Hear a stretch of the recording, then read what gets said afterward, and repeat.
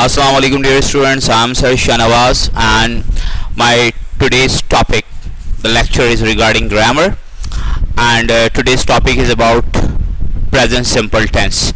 Okay, that's the first lecture about grammar, and today we are going to discuss the present definite tense, its identification, its definition, how present definite is basically used, and how important present indefinite is in our daily life. So remember one thing before starting, that present definite tense is the most important tense. It plays a very vital role, very fundamental role in our English, in our daily spoken sentences. So let's start present definite tense. We start present definite tense with its definition. What is present definite tense? Present definite tense talks about repeated action. Present definite talks about repeated action. आपको ये चीज़ याद रखनी होगी कि present definite repeated actions के बारे में बात करता है. And what repeated action means? ठीक है, अब यहाँ ये सवाल पैदा होता है कि what are repeated actions? Those actions which are repeated after some time. Okay, कोई भी ऐसा काम जिसे हर थोड़ी देर के बाद या बार बार दोहराया जाए. मिसाल के तौर पे मैं खाना खाता हूँ, मैं क्रिकेट खेलता हूँ, मैं स्कूल जाता हूँ, मैं बातें करता हूँ, ठीक है, मैं अपने दोस्त से मुलाकात करता हूँ. For example, these all are repeated action because these action they basically continue okay as a time passes. लेकिन ये टाइम के पास होने के साथ साथ ये एक्शंस कंटिन्यू रहता है. तो these are called repeated action. Every action which is repeated after some time तो called repeated action. Okay, the first thing about the present indefinite I have told you, the first thing about the present indefinite tense. And now let's move to the second one which is very important. और आपके लिए शायद ये नया होगा, आपके लिए शायद ये नया होगा क्योंकि बिफोर दिस आपने नहीं पढ़ा होगा इसे प्रेजेंट इंडेफिनिट टेंस के हवाले से. बिकॉज एक तरीका है, एक अंदाज होता है हमारे यहाँ टेंसेस को पढ़ाने का. People normally start teaching tenses by comparing tenses in Urdu, by providing you an identification in Urdu. मैं ऐसा कुछ नहीं करने वाला because this is a wrong practice. This is a wrong practice. ठीक है, ये गलत तरीका होता है टेंसेस को पढ़ने का. तो पहली बात याद रखिएगा, present indefinite talks about repeated action. The second use of the present indefinite, let me tell you about it. The present indefinite tense talks about emotions and feelings. The present indefinite talks about emotions and feelings. You have to learn this point. You have to remember, keep this thing in your mind, that's the second use of a present indefinite tense. The present indefinite tense talks about emotions and feelings. यानी कि through present indefinite tense हम emotions और feelings को express करते हैं. अब मैं उर्दू में क्या कहूँगा कि present indefinite के ज़रिए हम अपने एहसासात को, अपने जज्बात को बयान करते हैं. ठीक है, एहसासात और जज्बात को बयान करते हैं. किसके जरिए? Present indefinite tense. I like tea, I like tea, I like biryani.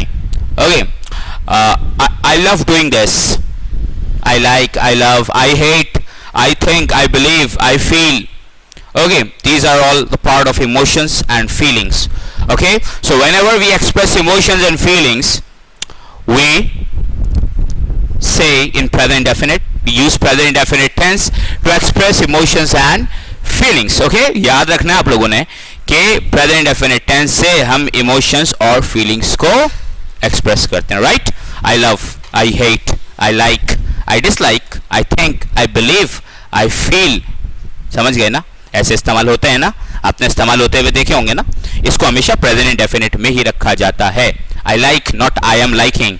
I'm liking नहीं, I like. Simple when we make a sentence. Emotions and feelings, एहसासात और जज्बात की बात हो रही है. Third, the very important point, and I will clear this point of present indefinite tense. This is point number third, very important. We use present indefinite tense to talk about universal truth. Do you know what universal truths are? मैं थोड़ा सा उर्दू अब बोलूँगा, ठीक है. Universal truth क्या होता है? Universal truth वो होता है जिसे दुनिया का हर इंसान तस्लीम करे.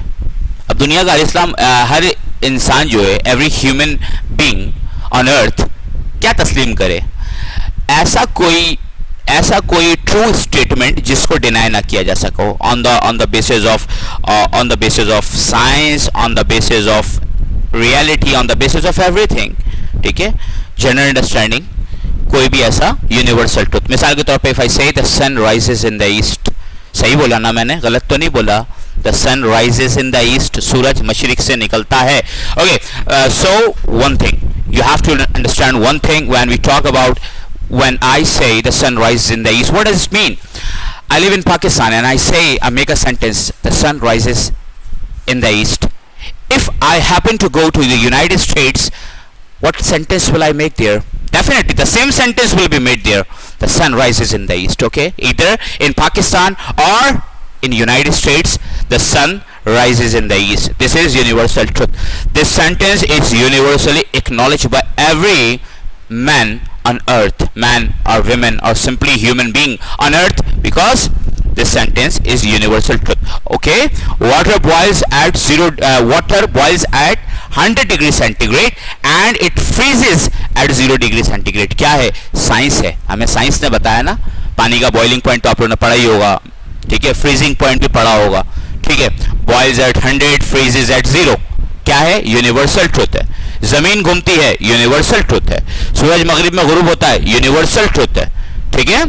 ऐसा कोई भी स्टेटमेंट हम प्रेजेंट इंडेफिनिट में, हमेशा प्रेजेंट इंडेफिनिट में बनाएंगे। जो यूनिवर्सल ट्रुथ स्टेटमेंट होगा उसे हमेशा प्रेजेंट इंडेफिनिट में बनाया जाएगा। समझ आ रहा है बच्चों? मैंने आपसे 3 बातें कही हैं। पहला, रिपीटेड एक्शन, जिंदगी में ऐसा कोई काम जो बार बार रिपीट होता हो। Number 2, emotions and feelings.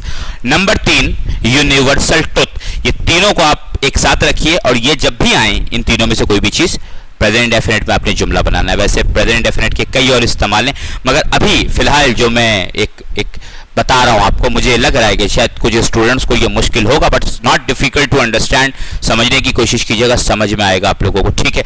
ये 3 यूजेस मैंने आपको बताया प्रेजेंट डेफिनेट के, आपने इसे याद रखना है, ठीक है। यहां मैं इस टॉपिक को कंप्लीट करूंगा, ठीक है। पहला टॉपिक मेरा कंप्लीट होगा with its introduction, with its definition. Okay, मैंने डेफिनेशन पे पहला कंप्लीट किया है।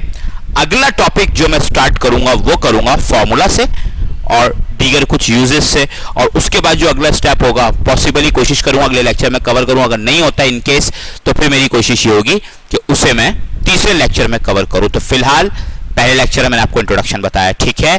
समझने की कोशिश कीजिएगा, ठीक है। और मेरे ख्याल से मैंने आसान अल्फाजों में समझाया है इसे, इतना याद रखिएगा बस इस लेक्चर के हवाले से, ठीक है। इजाज़त चाहूँगा आप लोगों से, अगले लेक्चर में दोबारा जो वो टॉपिक को यहीं से स्टार्ट करूँगा और आगे लेके चलूँगा, ठीक है। अपना बहुत बहुत ख्याल रखिएगा। अल्लाह हाफ़िज़।